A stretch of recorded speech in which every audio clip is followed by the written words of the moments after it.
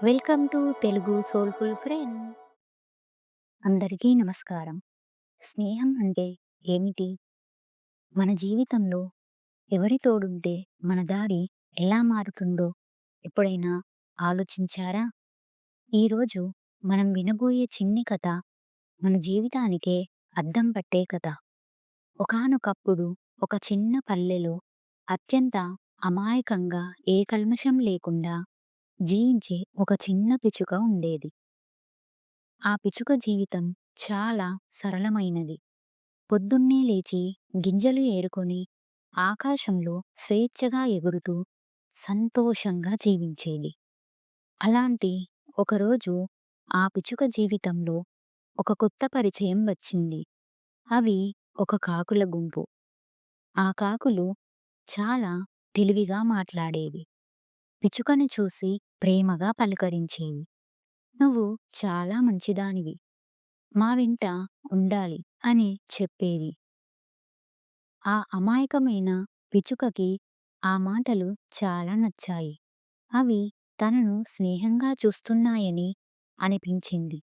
అలా పిచుకకి కాకుల గుంపుతో స్నేహం ఏర్పడింది.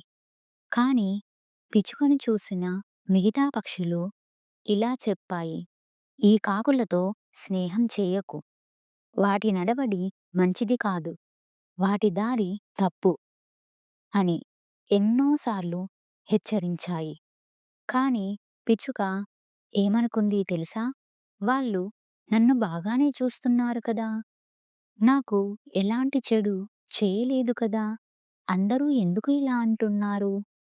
అని పెద్దల మాటలను, మిత్రుల హెచ్చరికలను పట్టించుకోలేదు. ఒకరోజు కాకుల గుంపు ఎక్కడికో వెళ్తూ, "పిచ్చుకా, మాతో పాటు నువ్వు కూడా రా, చాలా సరదాగా ఉంటుంది" అని పిలిచాయి. అమాయకమైన పిచ్చుక ఎక్కడికి వెళ్తున్నాం? ఎందుకు వెళ్తున్నాం? అని అడగకుండా గుడ్డిగా నమ్మింది. ఆలోచించలేదు. వాటి వెంట ఎగిరిపోయింది. కొద్ది దూరం వెళ్ళాక అవి ఒక పొలానికి చేరుకున్నాయి. అక్కడ పచ్చగా ఉన్న పంటలు, పంటలతో నిండిన పొలాలు.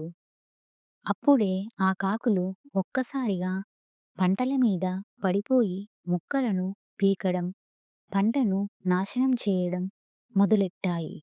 పిచ్చుక చాలా భయపడిపోయింది. ఇది తప్పు కదా! ఇలా చేయకూడదు కదా! అని మనసులో అనుకుంది. ఏం చేయాలో తెలియక అటూ ఇటూ గెంతుతూ భయంతో చూస్తూ ఉండిపోయింది. అంతలో పొలం యజమానులు కోపంతో పరిగెత్తుకుంటూ వచ్చారు. చేతుల్లో పెద్ద పెద్ద కర్రలు. కాకుల గుంపుకు ఇది కొత్త కాదు. వాళ్ళు వెంటనే తుర్రున ఎగిరిపోయారు. కానీ అమాయకమైన పిచుక అది మాత్రం అక్కడే మిగిలిపోయింది. పిచుక గుండె పగిలిపోయింది. బాబోయ్! బాబోయ్! నాకు ఏ తప్పో తెలియదు.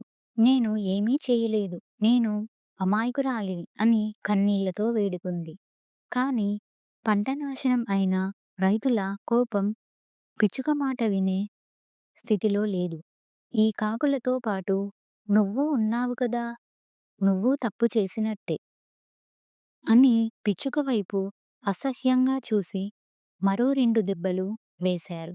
ఆ దెబ్బలు పిచ్చుక శరీరానికే కాదు, దాని మనసుకి కూడా పడ్డాయి. అక్కడే పిచ్చుకకి ఒక నిజం అర్థమైంది. నేను తప్పు చేయకపోయినా చెడ్డ స్నేహం వల్లనే ఈ శిక్ష నాకు పడింది అని. ఇతరులు మన గుణాన్ని మనతో ఉన్న స్నేహితులను చూసే నిర్ణయిస్తారు. మనం ఎంత మంచివాళ్ళమైనా మన స్నేహితులు చెడ్డవాళ్ళు అయితే మనకు కూడా చెడ్డవాళ్ళుగానే చూస్తారు. అందుకే మన పెద్దవాళ్ళు ఎప్పుడూ చెబుతూ ఉంటారు, చెడ్డవాళ్ళతో స్నేహం చేయకు.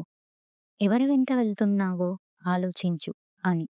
ఎందుకంటే ఈ కథలో పిచ్చుకల చెడ్డ స్నేహం వల్ల మన జీవితం కూడా ఇబ్బందుల్లో పడకూడదు అని.